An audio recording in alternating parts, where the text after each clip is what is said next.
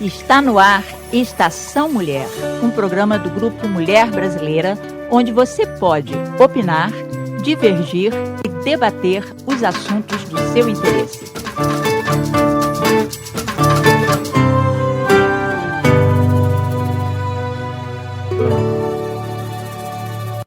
Aí, amigos, bom dia! Nós estamos no ar novamente com Estação Mulher, né? Nessa manhã tão bonita, e que a gente está celebrando a independência do Brasil, o 4 de julho, certo?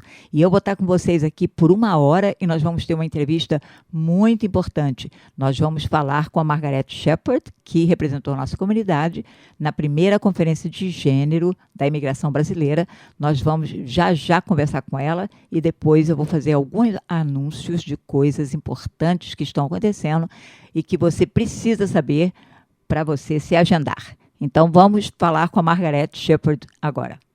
Então, nós estamos aqui com a Margaret Shepard e ela vai contar para a gente sobre essa conferência tão importante que aconteceu lá em Brasília, né, no Brasil. E Margaret vai também falar para a gente o que ela acha, quais são as consequências desse primeiro encontro, né, de gênero, sobre gênero da imigração brasileira. Bom dia, Margaret.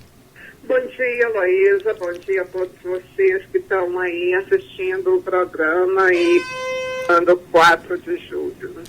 É verdade, é um dia muito importante. Margaret, conta pra gente o que é a primeira, ou o que foi, melhor dizendo, a primeira conferência de gênero da imigração brasileira. Olha, nos últimos 10 anos tem ocorrido os encontros dos representantes das comunidades imigrantes do mundo inteiro, mas nunca houve um encontro que fosse especificamente sobre uma temática. São mais de 5 temáticas discutidas ao mesmo tempo e as discussões têm se prolongado com uma quantidade muito grande de propostas. E no encontro de Salvador, foi decidido que seria mais prático e que se obteria mais resultados se caminhasse para fazer um encontro específico para uma temática que realmente fosse aprofundada e que fossem tiradas ali encaminhamentos, soluções práticas de ações governamentais que pudessem trazer resultados para a nossa comunidade. E assim se caminhou pela realização da primeira conferência de uma temática que foi sobre as questões de gênero na imigração brasileira. Pois é um assunto muito importante, né, para a gente que é mulher e a questão de gênero é uma coisa muito importante. Agora, Margaret, antes da gente continuar esse assunto, vamos explicar para os ouvintes do Estação Mulher, que não sabem o que foi o encontro de Salvador, o que foi o encontro de Salvador, e talvez você possa colocar em contexto, né, os encontros que houve antes, inclusive eu participei de 2 no Rio de Janeiro, né, que são as comunidades de base da imigração brasileira. Já aconteceram 4 conferências, né? A primeira, eu acredito que foi, as 2 primeiras você participou. Sim. Né? As conferências foram estabelecidas durante o governo do Lula no Brasil e elas realmente foram acontecendo com esse objetivo de aproximar a comunidade do governo, né? São a formação dos conselhos populares, os conselhos participativos, onde a voz da comunidade pode ser ouvida entre seus representantes e o governo brasileiro. Em Salvador, nós tivemos em 2013 a 4ª conferência. E a 4ª conferência cada conferência vai amadurecendo, né, Heloísa? As pessoas vão aprendendo a participar mais, vão conhecendo os canais de participação. Então, várias coisas têm acontecido de 2010 para cá, principalmente nos setores de língua portuguesa como língua de herança, né? A gente viu aí um trabalho muito bom que contribui com a educação da criança brasileira fora do país de nascimento, né? A gente viu crescer esse movimento e isso é um resultado dessas conferências também, não só, mas também. Assistimos também essa semana, né, com a presença da presidenta brasileira nos Estados Unidos, a assinatura do acordo bilateral para a aposentadoria. Essa é uma reivindicação que já existia desde a primeira conferência. Um dos primeiros países a ter esse acordo foi o Japão. Sim, com certeza. Né, porque todo imigrante brasileiro que está no Japão, ele é documentado. Né? Exato. E isso facilita, às vezes, as negociações, não é? Ah, com certeza, né? Existe uma praticidade e um controle maior, né, porque se sabe aonde aquele imigrante está trabalhando, a forma de fazer essa conexão do tempo de trabalho de um país, do tempo de trabalho no outro país. Aqui, por exemplo, apesar de que esse acordo tenha sido assinado, a gente ainda não sabe na prática como vai ser, né, Heloísa? Não, nós não sabemos. Quer dizer, o que eu estou informada, que eu ouvi na época em que isso começou a ser discutido, né, negociado aqui nos Estados Unidos, é que os brasileiros poderiam contar o tempo de serviço aqui nos Estados Unidos com o tempo de serviço do Brasil para efeito de aposentadoria e vice-versa. Americanos no Brasil, trabalhando, poderiam contar o tempo de serviço lá com o tempo de serviço daqui para efeito de aposentadoria. Não tenho a menor ideia se esse acordo, da forma como foi feito agora, se é assim que funciona, né? Eu acho que nós temos, inclusive você sugeriu, eu acho a sugestão muito boa, que a gente convoque, né, uma reunião com a comunidade para informar a comunidade sobre esse acordo, porque você sabe que a nossa comunidade vem para cá e às vezes deixa essas coisas para trás, deixa fundo de garantia, deixa tempo de serviço lá no Brasil. Então, se agora a pessoa pode recolher aquele tempo e contar com o tempo que trabalha aqui, maravilha, né, Margarete? Com certeza, né, um avanço muito grande. Eu entendo que da forma como você entendeu, né, em linhas gerais, a gente vai poder computar o tempo de trabalho que a gente teve no Brasil, o tempo de trabalho que a gente teve aqui, para ter a equivalência, né, do tempo requerido para a aposentadoria. O que não está claro ainda, né, por exemplo, para o profissional liberal, como vai ser feita essa documentação na prática, como isso vai acontecer. Para o brasileiro que trabalha para empresas multinacionais ou para empresa americana, a gente já vê, né, com mais facilidade como que isso vai ser feito. Mas para quem é profissional liberal, ainda a gente tem que ver como que vai se estabelecer, né, o comprovante, a documentação, como que o valor da aposentadoria vai ser calculado, né? Tem todos esses detalhes que a gente vai precisar saber melhor. Eu acho que essa ideia aí de fazer uma sessão informativa é uma ideia fabulosa, né? A gente precisa aí pedir ao consulado que comece a nos organizar e nos passar essas informações para a gente entender na prática como orientar as pessoas, quando vai começar a realmente entrar em ação, né? Quando vai começar as pessoas poderem fazer isso e como e onde elas deverão se dirigir para fazer isso. É verdade. Eu acho que tem que ter essa continuidade, sim. Tem que ter por isso eu tenho, né, conversado aqui nesse programa, nas reuniões, em vários programas, sobre a importância do Conselho Cidadão, né?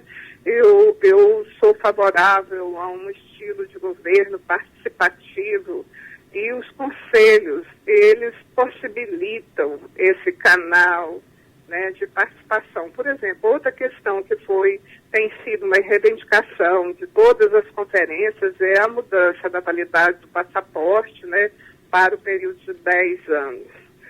O passaporte já foi aprovado, esse passaporte já existe, né, ele já é concedido para vários setores, ainda não é concedido para a nossa população como um todo.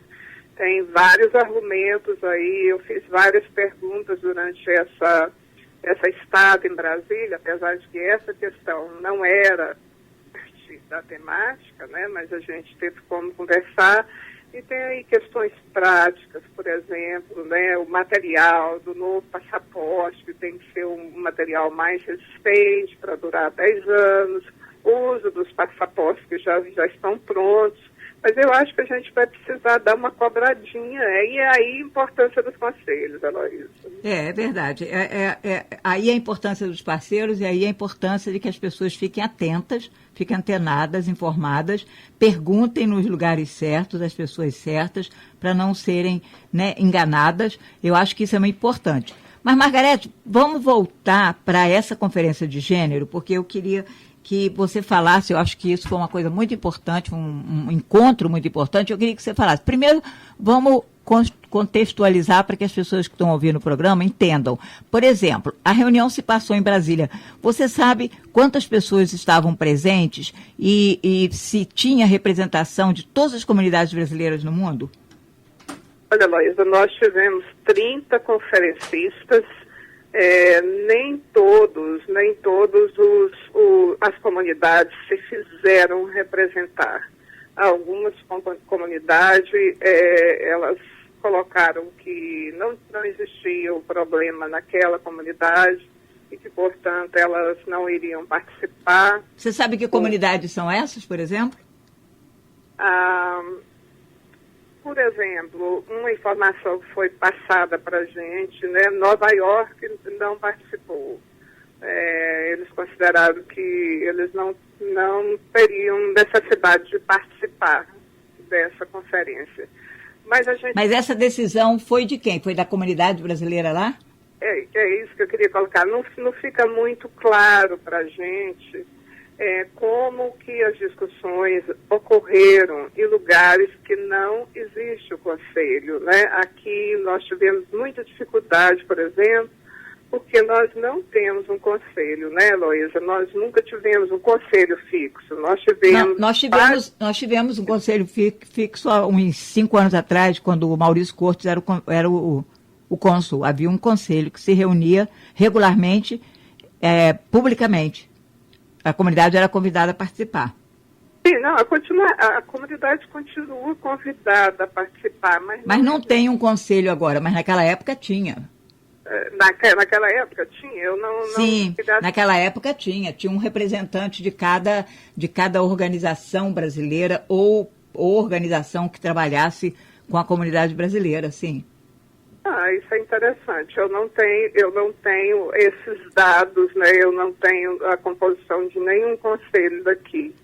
Esse é um dado interessante. Não, ele existiu durante 3 anos ou 4 anos, enquanto o Maurício foi cônsul. Começou com Mário Vilalva, depois o Maurício. Inclusive, as reuniões eram na prefeitura de Somerville. O Conselho de Cidadãos se reunia na Câmara dos Vereadores da cidade de Somerville. Então, a gente precisa resgatar essa história, né? A gente precisa ver o que aconteceu no meio do caminho que o Conselho deixou de existir. A gente tem as reuniões, mas são um processo de organização que ainda não atingiu uma estrutura. Então, a gente tem cada conferência, né? Por exemplo, essa conferência em Brasília é chamada uma reunião e se escolhe um representante. E, às vezes, o trabalho, né, de realmente preparação para a conferência, às vezes, ele não é feito, não há uma estrutura para ser feita. Nós tivemos, por exemplo, a representação de Miami, não houve uma representação do Conselho. Nós tivemos 2 pessoas que participaram, um, inclusive, que já residiu aqui, que é urbano, e ele participou, mas eles não foram indicados ou escolhidos pela comunidade. Está havendo problema com relação ao Conselho, então eles não tinham uma preparação da comunidade, como as discussões que a gente fez aqui, para apresentar na conferência. Eles não estavam falando, né, oficialmente em nome de ninguém. O Conselho de Washington, por exemplo, a Ana Lúcia participou, ela colocou que ela estava lá também, mas que em Washington não tinha acontecido nenhuma forma de discussão, ela não tinha recebido também as informações, assim como eu também não recebia, que a gente foi um pouco insistente, né?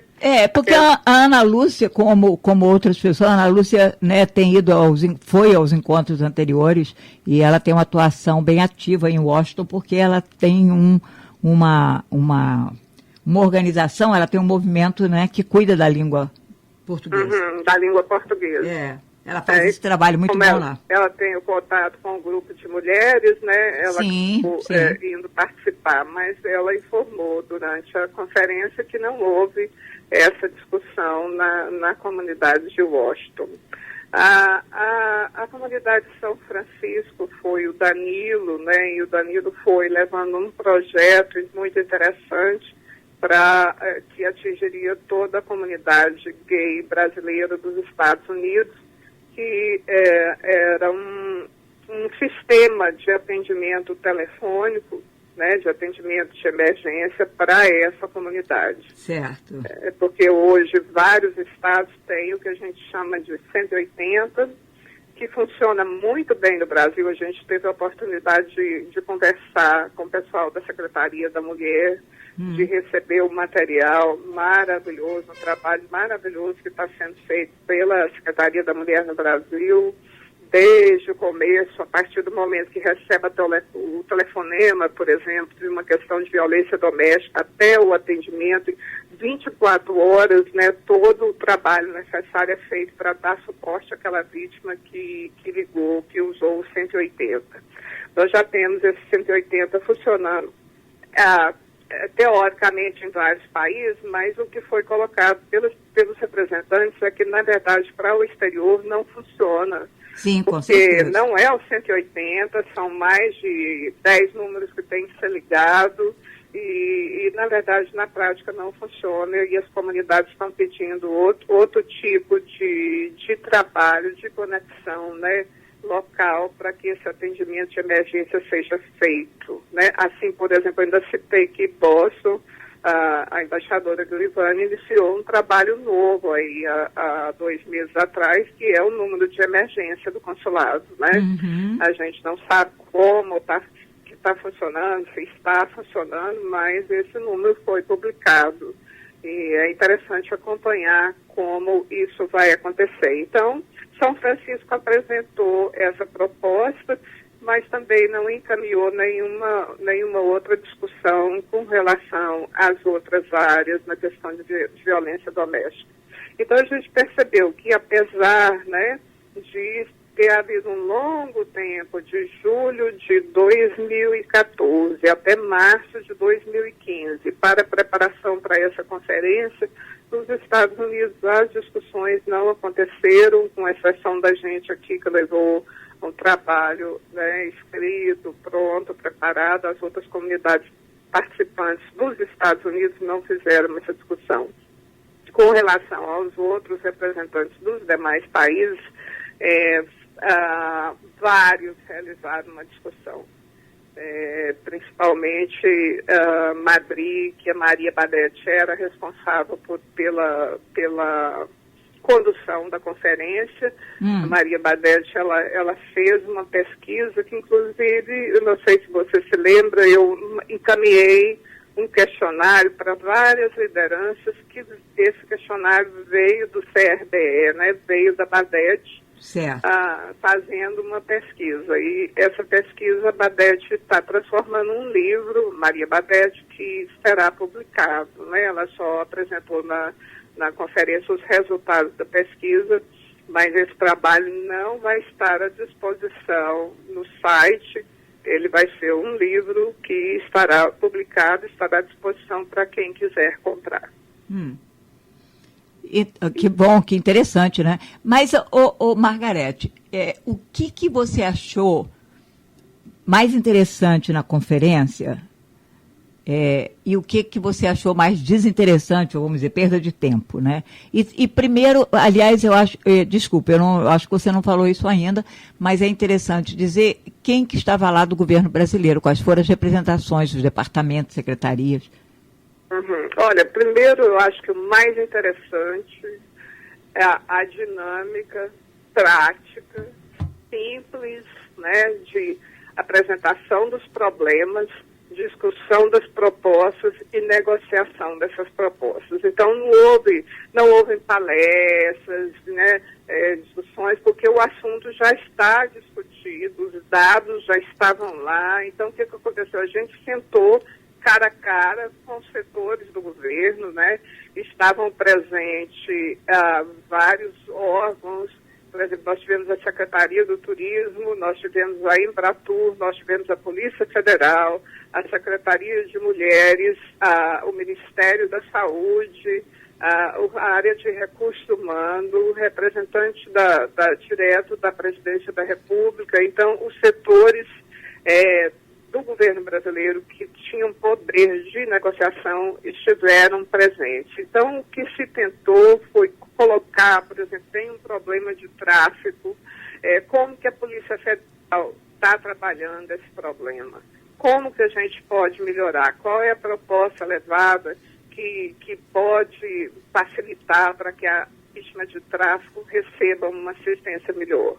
Eu tenho que te confessar que a gente ficou um pouco prejudicado enquanto Estados Unidos, por exemplo, várias informações que foram passadas pela Polícia Federal e que a gente realmente não tinha os dados, né, com relação a tráfico de pessoa, com relação à disputa de menores. O representante da Polícia Federal, ele colocou que os Estados Unidos é o país que tem maior incidência de disputa relativa a menores.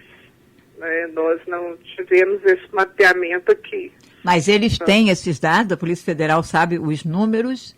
Eu solicitei que fosse enviado para mim por escrito essas informações. Houve um compromisso da Polícia Federal presente de nos enviar esses dados. Eu solicitei que a informação fosse encaminhada com números por estado.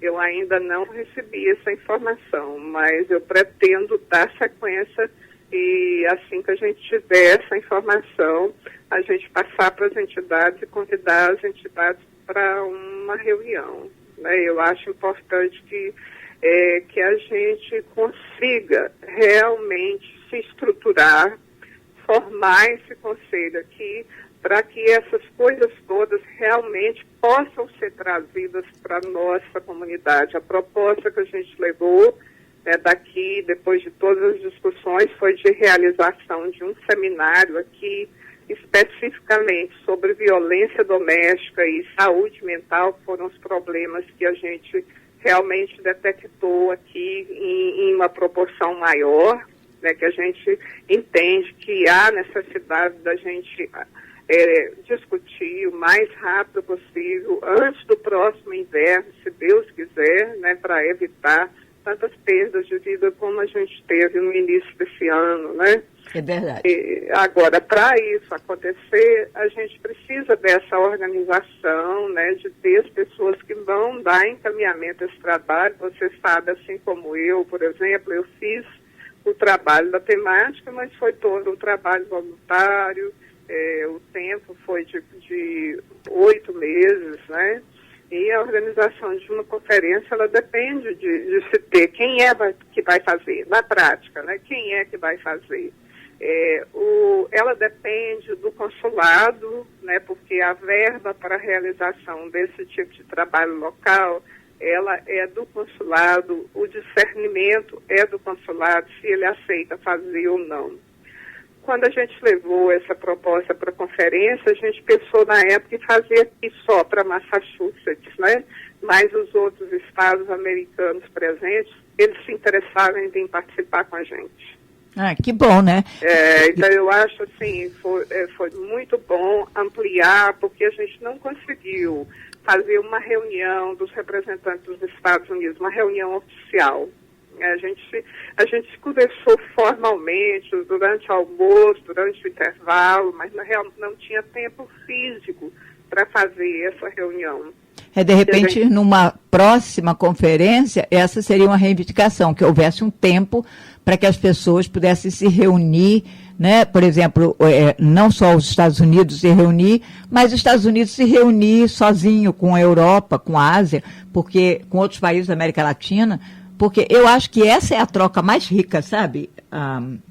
Essa é a troca mais rica. E eu já, dos 2 encontros que eu participei, era um programa muito intenso, que a gente ficava lá até 9 e tantas da noite, mas como a gente estava dentro de a gente tinha que ir do hotel para lá de ônibus, né? Então, às vezes, havia a possibilidade da gente conversar. Margarete, antes de você continuar, eu vou só fazer um anúncio aqui, que você que acabou de ligar a rádio agora, e para você saber que você está no ar com Estação Mulher, pela 1300 AM, e que esse Estação Mulher é o programa do Grupo Mulher Brasileira, é um programa onde você pode dar a sua opinião, onde a gente quer que você dê a sua opinião, em que a gente quer ouvir de você o que você quer que a gente trate aqui, quem que você quer que a gente traga aqui. E hoje, especialmente, estamos conversando com a Margarete Shepherd, que é uma líder lá na área de Framingham, e é também voluntária do Grupo Mulher Brasileira, é do board do Braces, e ela foi para o Brasil representando a gente lá na primeira conferência de gênero da imigração brasileira, e nós estamos conversando então sobre isso, porque a Margarete acabou de voltar há uma semana dessa conferência, e ela está passando para a gente as impressões dela. Então, Margarete, o que mais que você acha, quer dizer, eu perguntei a você o que você achou mais interessante, o que você não achou interessante. Olha, e as pessoas outra coisa que eu achei fenomenal foi pela primeira vez a possibilidade de todos acompanharem a conferência, de todos ouvirem o que estava sendo dito e de poderem também enviar sugestões, de darem parecer, né? O Grupo Mulher Brasileira deu um apoio tremendo na divulgação do link. Eu recebi o pedido de divulgação por 3 dias antes apenas da conferência, que a gente teve a informação do link, e eu encaminhei e-mail para várias instituições, para várias lideranças que têm participado nas discussões do Conselho, e a sua resposta, né, Heloísa, foi imediata. Você me mandou um e-mail, dá para fazer um vídeo, né? Eu falei, tudo bem, eu não tinha pensado nisso, mas dá para fazer sim. Aí a gente liga para aquelas pessoas que a gente conta para fazer trabalho voluntário, né? E o Focus Studios concordou em fazer o vídeo, e foi tudo rapidinho. E você colocou o vídeo no ar, e a gente teve aí, né, mais de 2 mil views para esse vídeo. Mas foi tão interessante, Margarete, porque na hora que a gente botou o vídeo no ar, começou a pipocar, entendeu? Começou a pipocar os likes, né, e os comentários. Então, você vê como as pessoas têm sede de informação e como elas se comunicam, não só com o texto, o comentário que você bota ali, mas com o visual, né? Exatamente. Essa sede, né, de saber, de poder se sentir parte, porque hoje o mundo, ele é rápido. Ele não tem fronteira física, a gente está todo mundo aí no Facebook, no Twitter, na internet ao mesmo tempo. As pessoas estão tendo acesso a essas informações, e elas estavam com sede de saber. Por exemplo, eu como representante, o que eu ia falar lá nessa conferência? O que ia estar demonstrado? Porque a gente está aprendendo, né, Heloísa? A gente elege cobra, né? Porque a gente tem que dar o poder da representação, mas a gente tem a obrigação e o direito de acompanhar quem está nos representando. Né? Eu também acho, claro. Não é só a gente votar que você vai representar e deixar para lá para você resolver, né, Margarete? Exato. Porque aí você já não está representando a gente legitimamente. Exatamente. Então tem que haver essa sintonia, né? População, comunidade, aquele que está representando, né? Porque, afinal de contas, eu não fui a passeio, o governo brasileiro gastou com a minha passagem, gastou com a minha estadia no hotel, pagou a comida. Eu tenho a obrigação de representar essa comunidade de forma fiel, né? Claro. Todo mundo pôde acompanhar e perceber realmente, né, que foi feito, que foi apresentado lá. foi o resultado das discussões que nós tivemos aqui, né?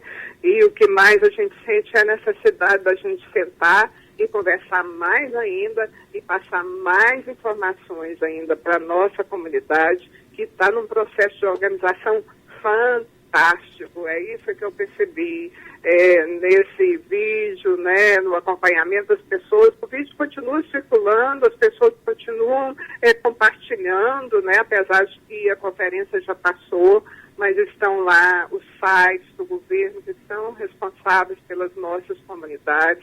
E a gente está orientando as pessoas. Esse é o órgão do governo que administra a nossa comunidade. Você quer informação? Vá nesse site, né? Acompanhe de perto, veja com seus próprios olhos, né? É assim que tem funcionado. E esse processo está sendo, assim, um resultado dessa conferência, porque se não fosse a conferência, a gente não teria feito esse trabalho. Sim. Sim, com certeza. É a importância. Com certeza. E eu queria saber Margarete, que outros assuntos foram levantados, além, não só daqui de Massachusetts, mas se você se lembra, durante a conferência, que foram 3 dias, certo? Ou 4? Isso, 3 dias. Sim. Se houve outros assuntos, o que foi que lhe chamou a atenção em relação à representatividade de outros países? Eu sei que na Itália, por exemplo, a questão da violência doméstica é gravíssima, Existem alguns casos na Bélgica também, mas do que as outras pessoas falaram, os brasileiros que foram lá representando seus países, suas comunidades, Primeiro, alguma coisa chamou a atenção? Falar quem estava presente. Estava presente o Reino Unido, a Espanha, o Líbano, a Alemanha, a Bélgica, Suíça, Suécia, Japão, Portugal, Itália, Noruega, Suriname, França, Países Baixos, Canadá e Austrália. Coisas interessantíssimas, porque a gente tem a questão, né, da presença da violência doméstica, tem a questão preventiva, tem a questão da forma como cada comunidade tem propostas diferenciadas, né? Uma discussão muito grande foi feita com relação à imagem da mulher, principalmente, da mulher brasileira no exterior, e foi se discutido com clareza que a necessidade que se resgate a imagem da mulher a partir do país de nascimento, né, a partir do Brasil, para que a gente consiga também contribuir para que a imagem real da mulher que trabalha, da mulher que participa, prevaleça acima das imagens estereotipadas que a gente tem enquanto brasileira e enquanto imigrante, porque são duas questões diferenciadas. Daí a importância da discussão com a Embratur, da discussão com o Ministério do Turismo, porque está muito ligada, né, à propaganda que se faz do turismo, né, a questão do que era antes considerado, né, o turismo sexual, que hoje é considerado crime, né? Pela lei brasileira, considerado crime. Então, houve uma cobrança muito grande das comunidades da Europa para que haja um sistema de penalização, né, de quem vai ao Brasil com esse objetivo, que haja mais informação e mudança do estilo de material. E aí a gente teve várias informações interessantes da Embratur, que nos levou um material diferenciado que já está sendo produzido, né? Então foi muito interessante a gente ter esse intercâmbio, essa troca de informações. Outra questão pertinente é com relação ao atendimento dos consulados, né? Houve solicitação de mais de 80% dos países de que o funcionário consular ele seja preparado para trabalhar no atendimento com a vítima de violência doméstica em potencial. E nós fomos informados pela ministra que essa disciplina já faz parte hoje dos cursos de formação dos diplomatas. Então, a nova leva, né, de diplomatas já está saindo com uma formação para esse lado e com a ideia de que eles são agentes transmissores responsáveis por fazer o treinamento no cotidiano do trabalho do consulado. Então, é um avanço muito bom e a gente fez mais propostas nessa direção e foi interessante perceber que não é um problema só nosso, mas é um problema dos consulados de forma geral, que ainda, né, ocupa o espaço de tabelião apenas, né? Nós tivemos o depoimento de uma pessoa da Alemanha. Ela é assessora jurídica.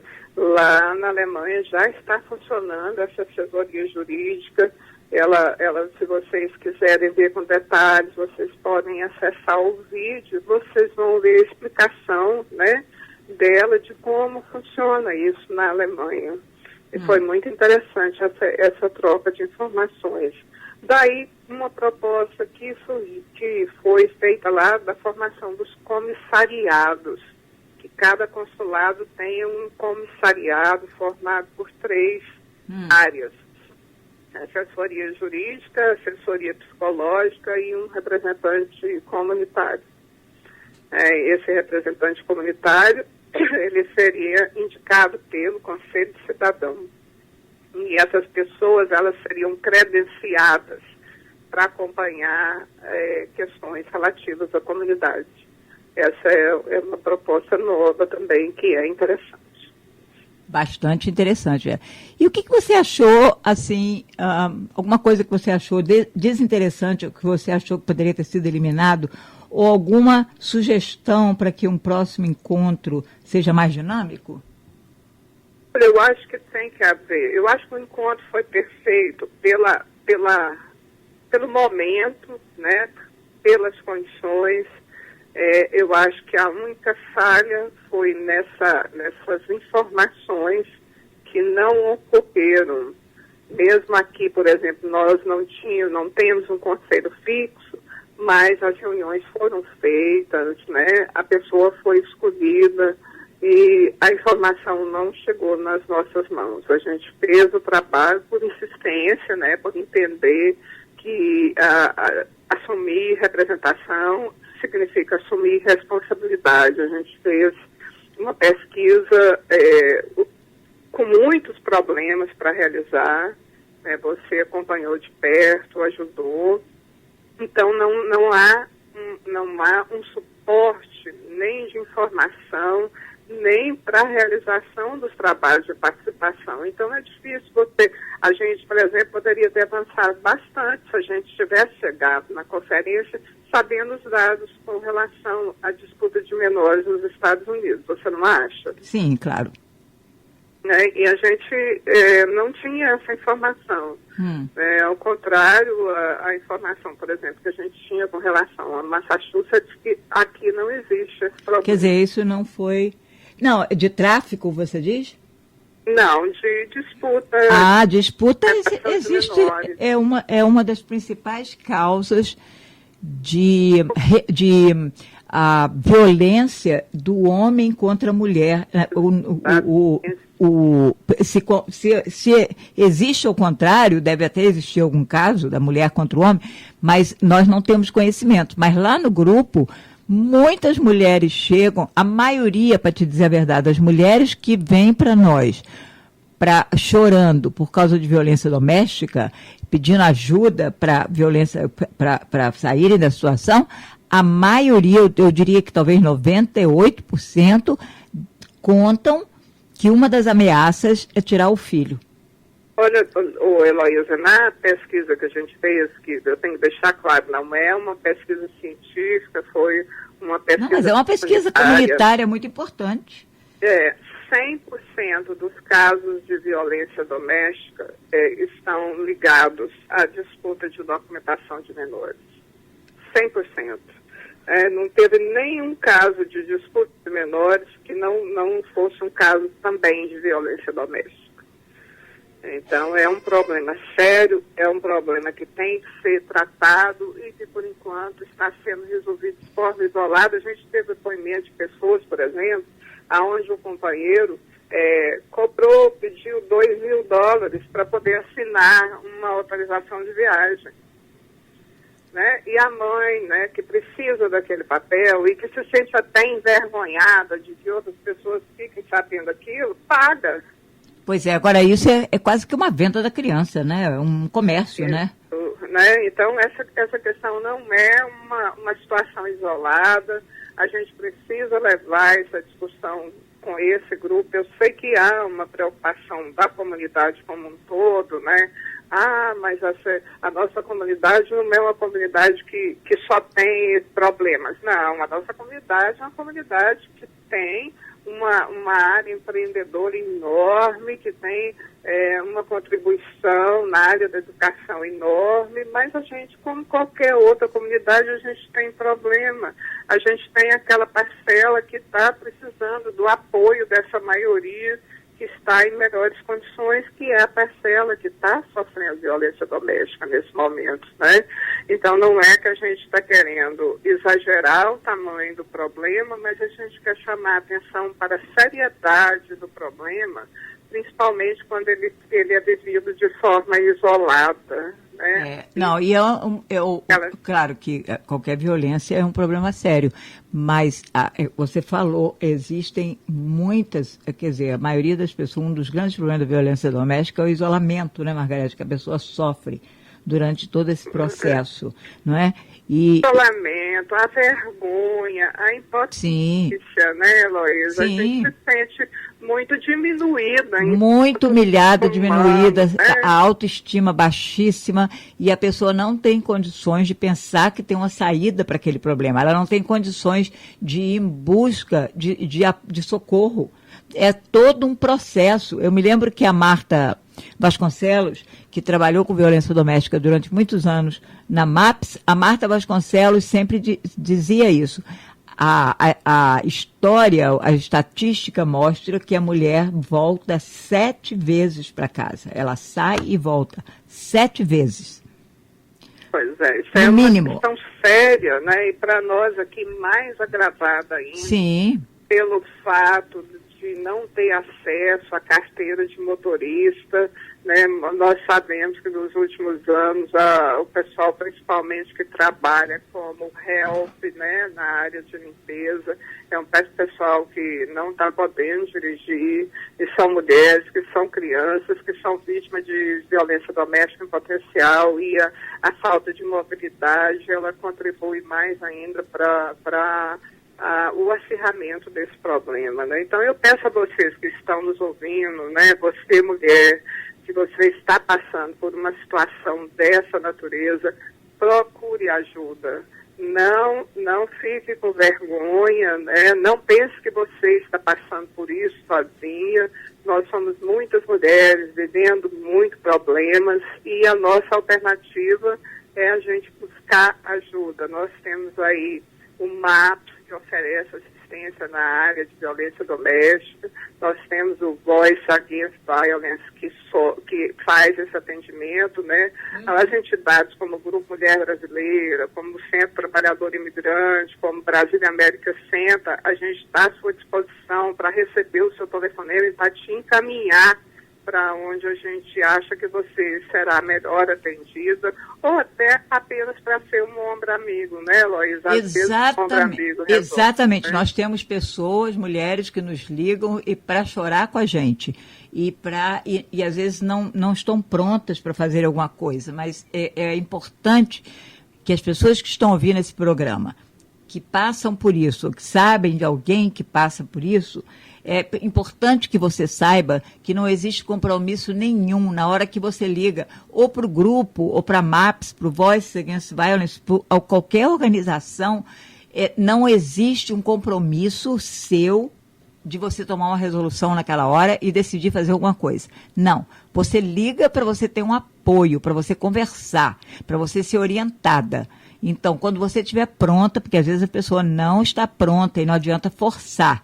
Então, você precisa saber, primeiro, que tudo que você está falando ali é confidencial, ninguém vai passar aquela informação para ninguém. Segundo, que você não tem que tomar uma decisão, uma resolução e dizer, ok, eu vou sair de casa hoje, vou fazer isso, vou para um abrigo. Não. É o seu momento, é a sua decisão. O mais importante é você saber que você tem um recurso e que você tem pessoas que podem lhe ouvir. E não precisa ficar com medo, né? Porque às vezes a pessoa tem medo. Porque se eu denunciar, eu chamar a polícia, ele vai ser deportado, né? Você não tem só a polícia como recurso, a polícia é importante, né? Mas você não pode ter medo, né, de provocar uma deportação, você pode procurar as entidades, você pode buscar ajuda. A gente sabe que a gente tem vários problemas, não só com relação à violência física, mas ligadas à violência verbal, ligada ao abuso de substâncias, né? Esse é um problema sério na nossa comunidade. Então, a gente tem que falar abertamente, a gente está ainda encaminhando no processo, engatinhando, mas a gente já tem condições de ajudar. A gente tem condição de divulgar, com certeza, de falar. Isso foi muito discutido na conferência. Porque é um problema sério no mundo inteiro com as comunidades. Quer dizer, a gente está falando de comunidade brasileira, é um assunto sério em todas as comunidades, mas falando-se de comunidade brasileira, o número de casos, a MAP está expandindo o programa de violência doméstica exatamente por causa da demanda. Nós recebemos muitas ligações, nós encaminhamos todas elas, recebemos muitas ligações. É importante que a pessoa saiba, como você falou, não tenha medo de buscar ajuda. E não nem tenha vergonha, medo, né? não, Nem vergonha, porque você não sabe quem. Olha, se botar na ponta do dedo, eu acho que todo mundo, toda mulher passa por essa situação num momento ou outro da vida dela, entendeu? Então, não tenha medo de chamar a polícia, porque a polícia tem o dever de proteger você, a vítima. Você tem que se preocupar com você, com seus filhos, com a sua família. Você não pode se preocupar com a outra pessoa que está lhe agredindo. Porque se você for se preocupar com aquela pessoa, você vai deixar de se preocupar com você ou com seus filhos pequenos e você está colocando em risco a vida dessas pessoas, porque, infelizmente, nós temos muitos casos, não é, que chegam à fatalidade, o que é triste demais. Então, eu acho que as pessoas precisam entender isso, entendeu? Se você apertar no telefone 911, a polícia chega em poucos segundos e ela vai proteger você e não tem absolutamente nada a ver com a imigração. Nada. Não importa se você correu pela fronteira, desceu de avião, veio de barco de Cuba, da Guatemala, não sei de onde. Não importa. Você é vítima. Você é vítima de um crime e, como tal, você tem que ser protegida. Precisa ficar claro que a violência verbal, ela é séria, né? Com certeza, ela é violência doméstica. Você não está sendo agredida fisicamente, mas aquelas palavras pesadas, né, que te deixam arrasada, que humilham a você, as suas crianças, né? É um problema sério e você tem que buscar ajuda, né? E essa ajuda existe. Foi uma discussão que a gente levou de Boston, por exemplo, porque várias comunidades apresentaram um projeto pedindo recursos financeiros, né? Sim. E a gente teve essa discussão aqui antes, de como Massachusetts existe uma estrutura, né? Do que a gente precisa usufruir mais dessa estrutura, a gente precisa pedir mais profissionais brasileiros trabalhando nas entidades que fazem esse atendimento, porque uma questão concreta é a necessidade dessa empatia, né? A necessidade que a gente tem de ser atendido por alguém que fala a sua língua, que compreende a sua cultura, né? Porque a mulher latina, ela ainda vem de uma estrutura familiar bem diferenciada, né, Heloísa? Sim. A gente ainda tem uma posição diferenciada da família, né? E depois dependendo de onde você vem, até dentro do Brasil, né? Dependendo de onde você vem, se do sul, do norte, do leste, oeste, dependendo do seu tipo de criação, onde você cresceu, né? Quem são seus pais, então, tudo isso influencia, né?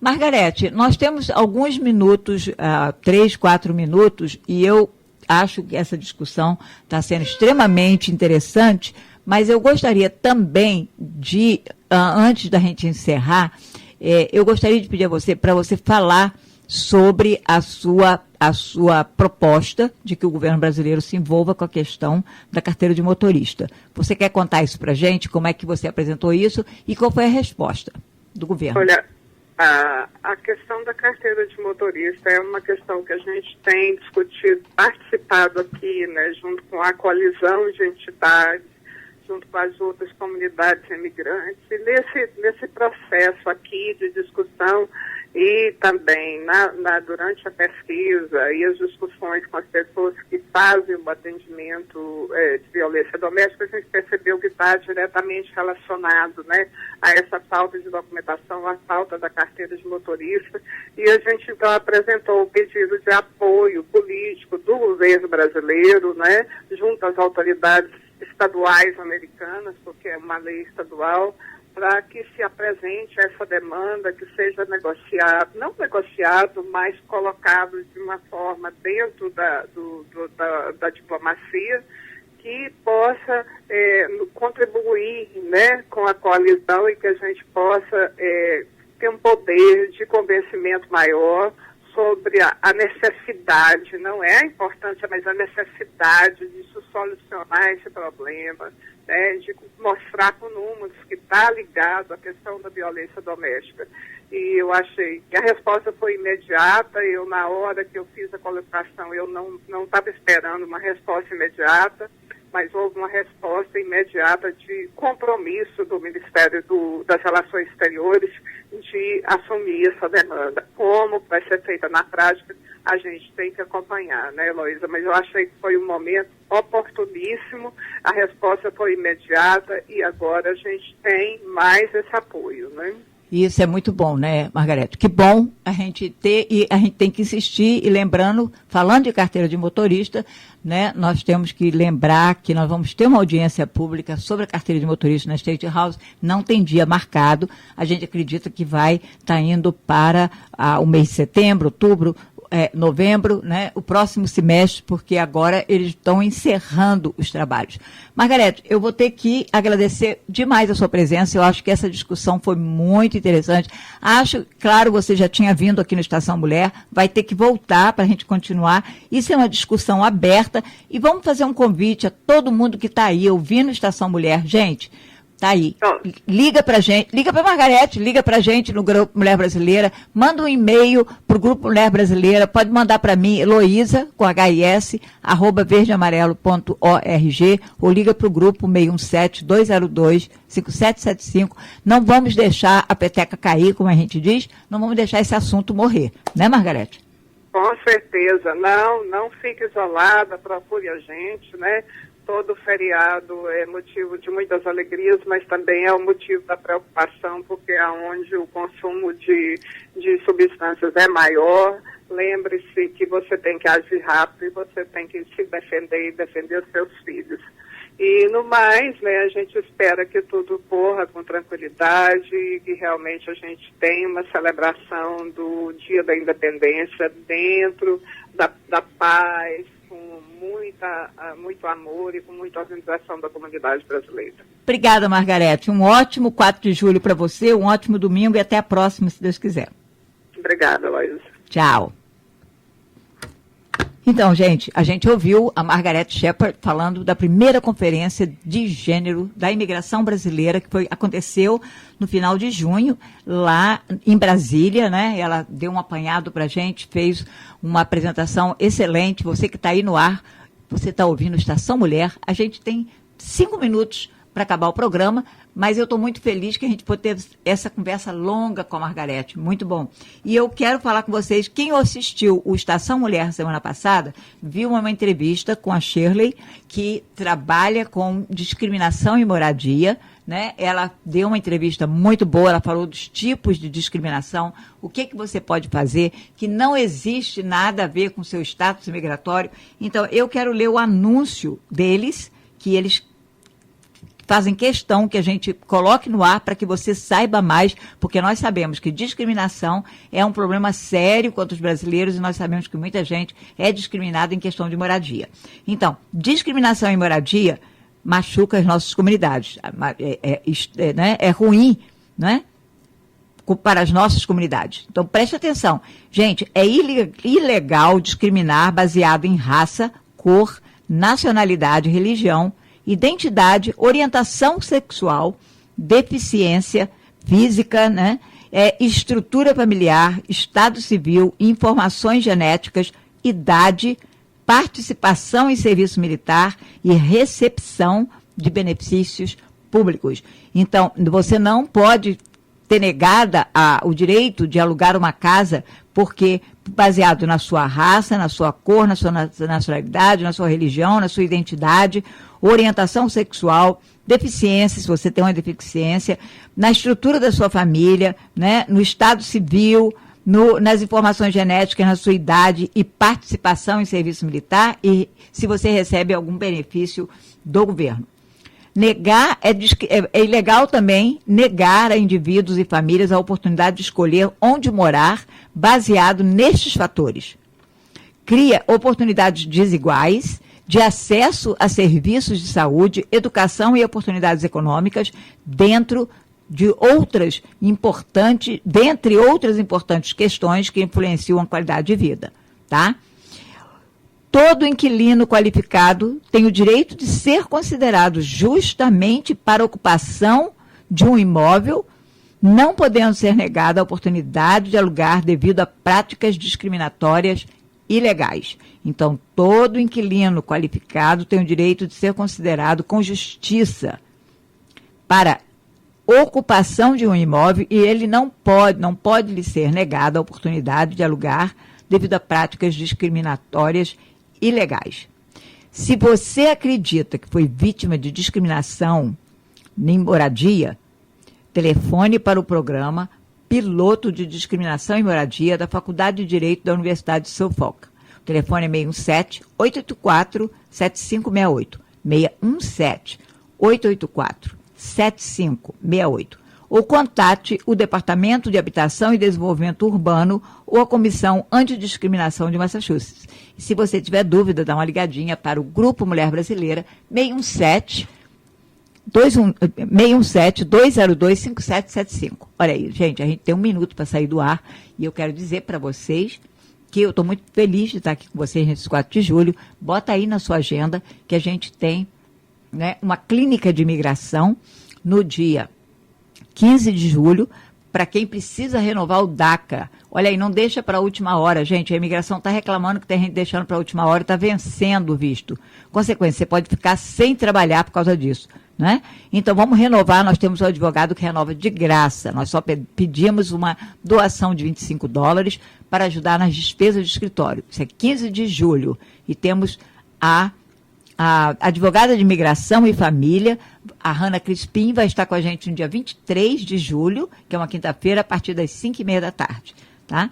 Então, vocês fiquem com a gente. Nós vamos ter o Comitê dos Trabalhadores no dia 29 e temos o chá no dia, eu acho que é 17, gente. 17 ou 18 de julho.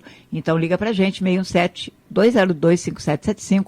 Eu estou indo embora, mas prometo que eu volto sábado que vem para mais uma Estação Mulher pela 1300 AM, tá? Se você ficar com saudade, liga para o grupo, fala com a gente, 617-202-5775. E a última palavrinha que eu vou dar é se você quer participar do Festival da Independência de alguma forma, quer ter uma mesa lá, vender seu salgadinho, seus docinhos, né, botar artesanato, obra de arte, dá uma ligadinha para a gente, porque a gente já está fazendo isso, ok? Obrigada.